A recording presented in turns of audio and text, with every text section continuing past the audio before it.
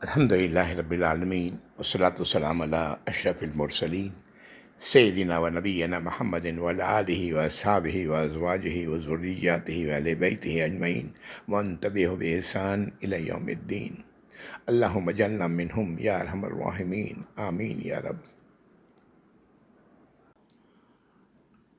اعوذ باللہ من الشیطان الرجیم رب اشرح لی صدری ویسر لی امری واحلل عقدۃ من لسانی یفقہوا قولی آمین یا رب العالمین۔ کھانے کے بعد کی دعاؤں میں ایک دعا جو ہمیں ملتی ہے وہ یہ ہے، الحمد للہ الذی اطعمنا وسقانا وجعلنا من المسلمین۔ شکر ہے، تعریف ہے، تمام کے تمام تعریف اور شکر ہے کس کے لیے؟ اللہ کے لیے، جس نے مجھے کھلایا پلایا اور مجھے مسلمانوں میں بنایا، یعنی اپنا فرمانبرداروں میں سے ہمیں بنایا ہے۔ یہ دعا ہمیں اپنے فرمانبرداروں میں سے بنایا ہے۔ ہم لوگ جو مسلمان گھرانے میں پیدا ہوئے ہیں، یہ ہمارے لیے ہے نا، یا جو لوگ اسلام قبول کر رہے ہیں دوسرے مذہب سے، یہ ان کے لیے بھی ہے۔ سبحان اللہ۔ سورہ آل عمران کی آیت ہے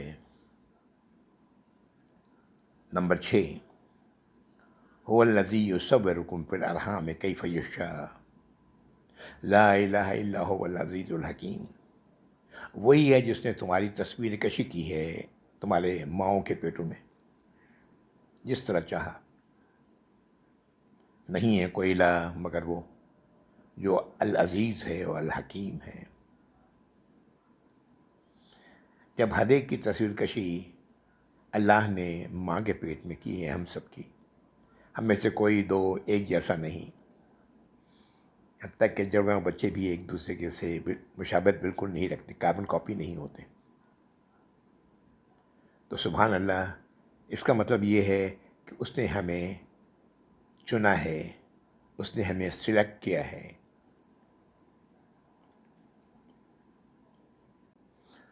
ہاں، یہ ایسا ہی ہے، ہمیں چنے گئے ہیں۔ سورۃ الحج کی آیت 78، اعوذ باللہ من الشیطان الرجیم وجاہدوا فی اللہ حق جہادہ، اور جہاد کرو اللہ کے لیے جس طرح جہاد کا حق ہے۔ هو اجتباکم، اس نے تمہیں چنا ہے۔ وما جعل علیکم فی الدین من حرج، اور تمہارے دین میں اس نے تمہارے لیے کوئی مشکل نہیں رکھی۔ ملت ابیکم ابراہیم، یہ دین کون سا ہے؟ تمہارے والد ابراہیم کا دین ہے، ان کی ملت ہے، ان کی امت ہے۔ کس کی؟ ابراہیم علیہ السلام کی۔ ابراہیم علیہ السلام کی زندگی پر ہم لوگ قرآن میں پڑھ چکے ہیں، کس طرح انہیں آگ میں پھینکا گیا، کس طرح انہیں ان کے والد نے ان کے گھر سے نکالا، بڑی عمر میں اولاد ہوئی، اس اولاد کو قتل کرنے کا اللہ نے حکم دیا۔ یہ تمام چیزیں ابراہیم علیہ السلام کے ساتھ تھیں۔ اس دین میں پیدا کیا ہمیں، جو دین ہمارے والد ابراہیم علیہ السلام کا تھا۔ هو سماکم المسلمین من قبل وفی ھذا، اللہ نے انہیں اور مسلمین میں سے کہا، نام رکھا مسلمین، فرمانبردار، پہلے بھی اور اس قرآن میں بھی۔ لیکون رسول شہیداً علیکم، اس لیے چنا ہے تاکہ ہو جائے رسول تم پر گواہ، وتکونوا شہداء علی الناس، اور تم لوگوں پر گواہ ہو جاؤ۔ فاقیموا الصلاۃ وآتوا الزکاۃ، تو نماز قائم کرو اور زکوٰۃ ادا کرو۔ واعتصموا باللہ، اور اللہ کے ساتھ چمٹ جاؤ۔ اللہ کے ساتھ چمٹنا کیا ہے؟ اللہ کی کتاب کے ساتھ چمٹ جانا، اللہ کی کتاب پر عمل کرنا۔ ہوا مولاکم، وہ تمہارا مولا ہے۔ وہ تمہارا ولی ہے، تمہارا سرپرست ہے، تمہارا دوست ہے، تمہارا مددگار ہے۔ فنعم المولا و نعم النصیر، کیا ہی اچھا وہ مولا ہے اور کیا ہی اچھا وہ مددگار ہے۔ سبحانک یا رب۔ آیت نمبر 78 کو ایک بار پھر سے سنیے تسلسل کے ساتھ۔ وَجَاهِدُوا فِي اللَّهِ حَقَّ جِهَادِهِ هُوَ اجْتَبَاكُمْ وَمَا جَعَلَ عَلَيْكُمْ فِي الدِّينِ مِنْ حَرَجٍ مِلَّةَ أَبِيكُمْ إِبْرَاهِيمَ هُوَ سَمَّاكُمُ الْمُسْلِمِينَ مِنْ قَبْلُ وَفِي هَذَا لِيَكُونَ الرَّسُولُ شَهِيدًا عَلَيْكُمْ وَتَكُونُوا شُهَدَاءَ عَلَى النَّاسِ وَأَقِيمُوا الصَّلَاةَ وَآتُوا الزَّكَاةَ وَاعْتَصِمُوا بِاللَّهِ هُوَ مَوْلَاكُمْ وَنِعْمَ الْمَوْلَى وَنِعْمَ النَّصِيرُ۔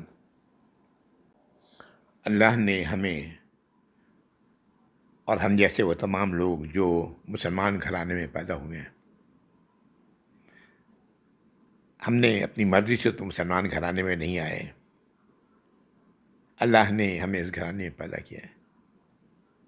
ہمیں اسلام ہمارے گھر میں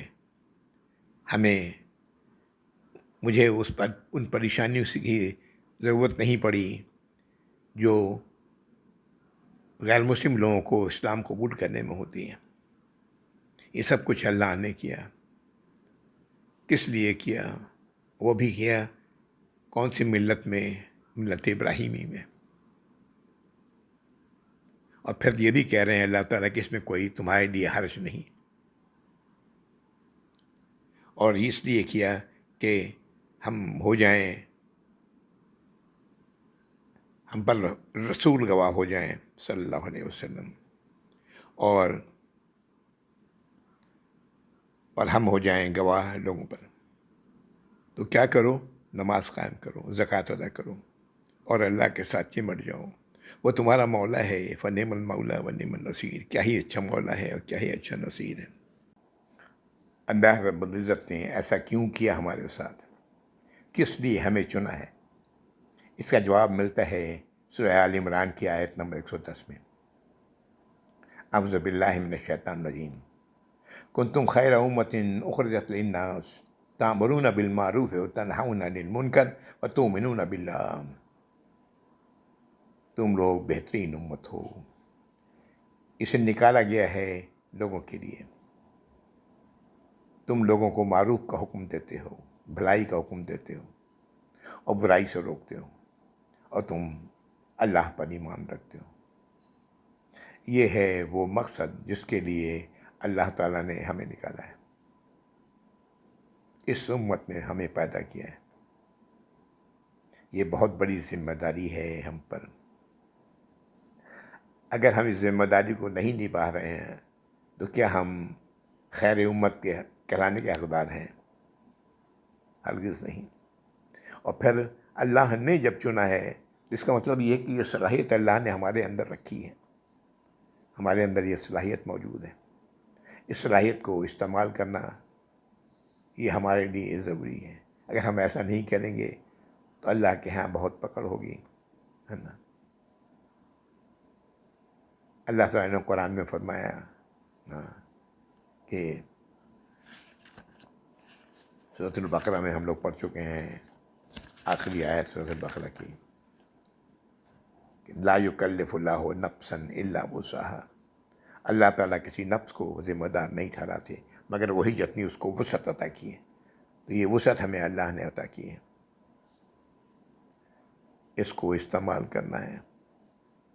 اللہ تعالیٰ ہمیں اس کی توفیق عطا فرمائے۔ اللہ تعالیٰ یہ ذمہ داری جو ہم پر ڈالی ہے اسے پورا کرنے کی توفیق عطا فرمائے، اپنی اپنی وسعت کے مطابق، اپنی اپنی صلاحیت کے مطابق۔ آمین یا رب العالمین۔ وآخر دعوانا الحمدللہ رب العالمین، وصلی اللہ علی محمد وعلی آلہ واصحابہ وازواجہ وذریاتہ واہل بیتہ اجمعین ومن تبعہم بإحسان الی یوم الدین۔